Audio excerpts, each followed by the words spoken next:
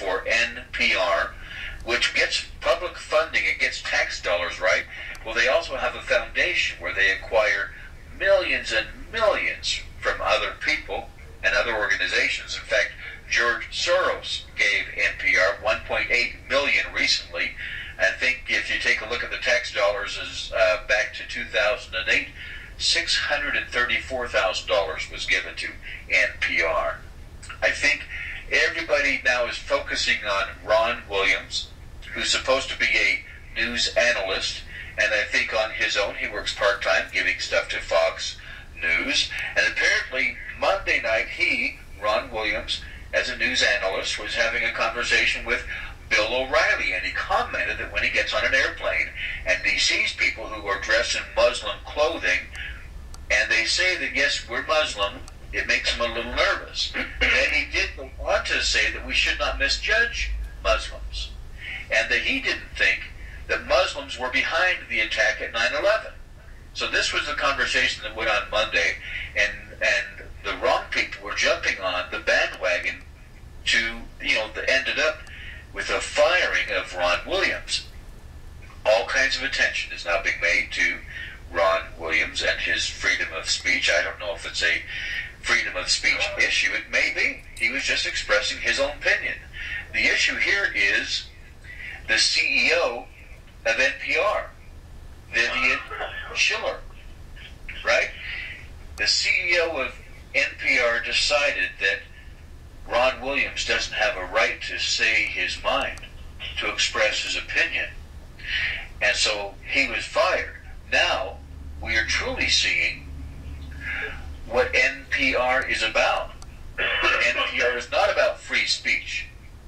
NPR, I'm thinking, is very communist, very liberal, and now we see that for what it is. And just like that, Fox News snatched him up, Ron Williams, signed him to a new contract. And I'm thinking we now are seeing, Kathy, that these communists or these fascists who are running America, NPR has a huge impact on America and the people who are commentators there. And I'm thinking Vivian Schiller gets to decide whether they have freedom of speech or not. Kathy? Well, Vivian Schiller stuck her foot in her mouth two times yesterday, and she's being called on the carpet for that now, and she was made to apologize this morning. So, all of it is a game. Everything that goes on here is a game. Now, he gets fired from NPR, and he gets a job for twice as much money with Fox News. Yeah. I've watched and I've listened to Ron Williams. I think he does an awesome job. I think he has an honest take. He does give his true opinion, whether people like it or not. I really appreciate that we have people like that in the business. Aren't you glad, Robert, that we don't get paid? Oh, my. They can't ever say trace the money. Well, yes and no. I would like to make a living doing this. I really would. And here at RBN, I guess it's not organized, not structured that way. But a part of that condition in the media, in television and radio in the country right now, if somebody signs your paycheck, then more often than not, they also get to tell you what they want you to say. And if you will not do and say what they want you to do and say, then they will find someone else who will. So apparently Vivian Schiller, she thought she's now going to go find someone else to replace Ron Williams. And who knows the kind of liberal, the kind of communist that they may find to replace him. Well, there's a good chance, Robert, that when they were given this large donation by George Soros. That was by George Soros. That was a stipulation by George Soros to get rid of him. That's a good chance that was already a planned thing. Wow. Well, I'm thinking, would I, if I was in the same position as Vivian Schiller was, would I say to George Soros, George, thank you for your money, but you're not going to tell me how to work? You're not going to tell me how to do my job. I will do my job. Thank you for the donation, but I will not, follow your marching orders. That would be very, very nice if people would just have that much integrity to do that. But, interesting, this is also a reflection on Obama, right? Because Obama does take some of his marching orders from this same George Soros. Yes, he does. He takes a lot of his marching orders. Well, don't forget about Brzezinski. Oh yeah, Brzezinski is like the top of the food chain there. There you go. Yes. Well, Brzezinski advised Carter back in the day. Zygmunt Brzezinski is also advising Obama now through the Bilderberg. See, Obama was Bilderberg choice. You forget the voting counts virtually nothing. The voting is rigged, and it has been for a very long time. Well, the voting is like the first half of the process. Counting the votes is what matters here. Well, it's on record that they have a computer program that can manipulate the results. That's on court record, by the way. It's going to be interesting to see. Hang on, John, Kathy. All right. Not correctly attacked. If we go back to 2008, we'll find that 22 million votes came for Obama from people from the age of 18 to 29. And Obama is working to court those voters now.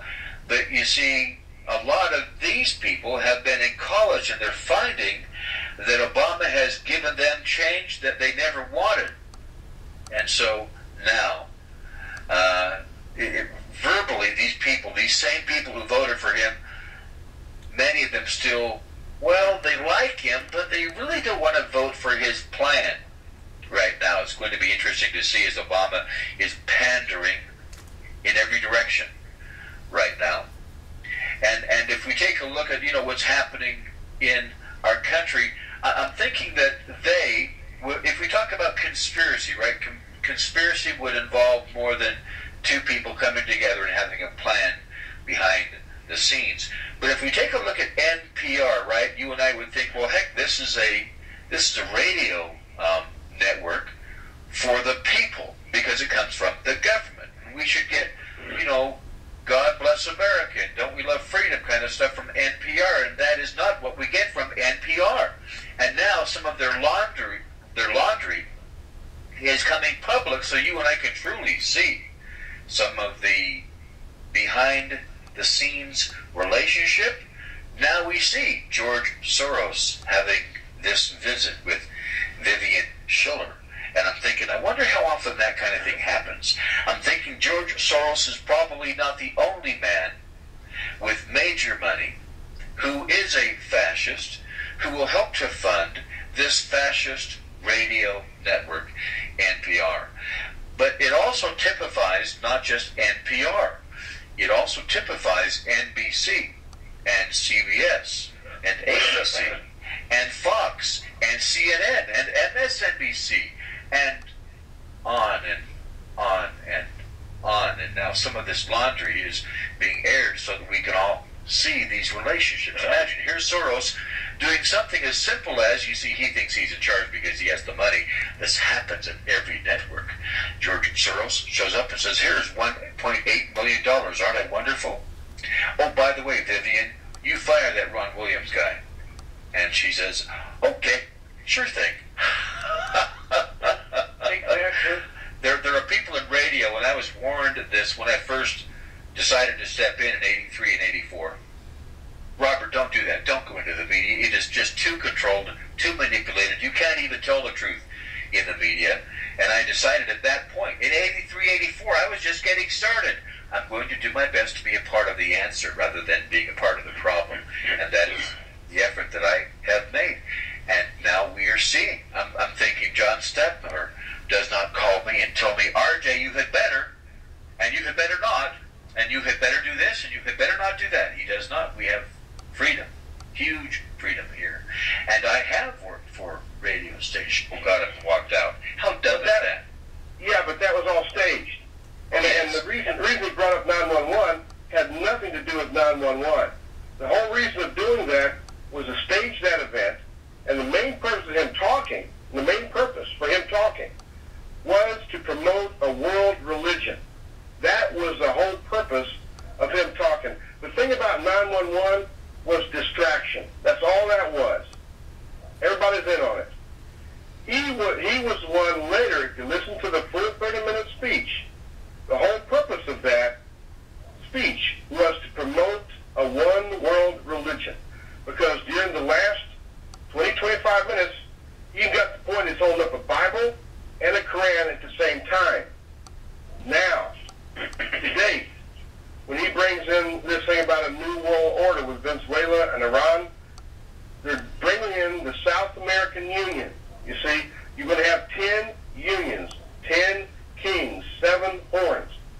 You're going to have a North American Union, a South American Union, a European Union, a Scandinavian Union, Asian Union. There's going to be 10 of them because they're 10 wise men, 10 supreme members of the council that's going to control that, and they work directly from Lucifer. I've got the identification. I've got the organization. I remember, Tom, and you could probably substantiate this.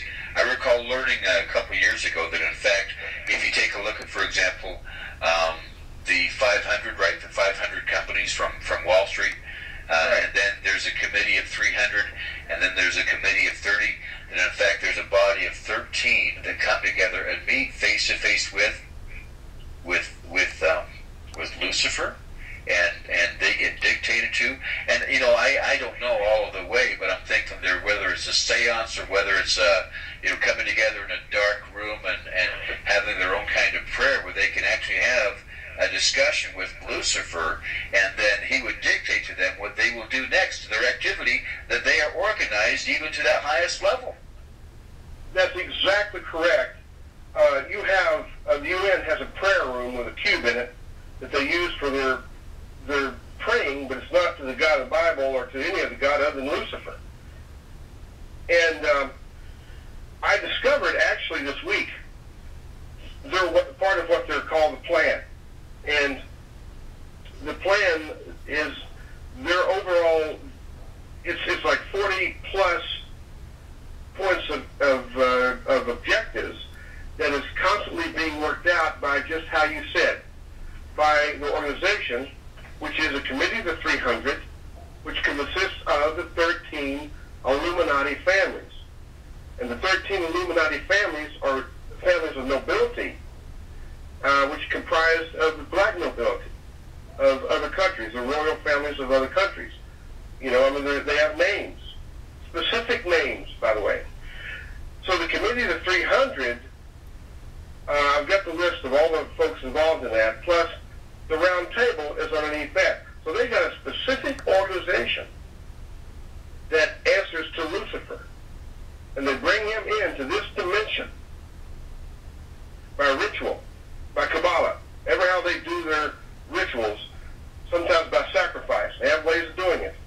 And they get their direction from him. Well, you mentioned that this thing with Ron Williams and Bill O'Reilly that was a distraction. Yeah, I'm thinking if we take our eyes off the ball, it could be a distraction. I think that there were events happened there that they did not plan on. Vivian should not have fired Ron Williams. And what has now come public is discussions that usually stay private. That these discussions from people like George Soros, he's not the only man with money who dictates what, government and what these media institutions are going to do. And it just typifies how they control media, how they are controlling this country, Kathy. What did you say, Robert? Oh, my word. That this typifies George Soros with this Vivian. Now we all know how they operate. Now we all know these people with money. That's how they control all of the media across the country. Yeah, that's exactly right. And the Bible says that in the end days, all things will be revealed. Nothing will be hidden. God will show us everything. And even in these little ways, he's showing it to us. But at the same time that he shows us the line of command and how things work, yes, he also is showing us that the biggest thing is distraction. That Satan always works to distract, and in the distraction, he divides and conquers. And so that's why we have to know our enemy very, very, very well. It has been interesting to watch Hillary Clinton, for example, taking the word from Obama and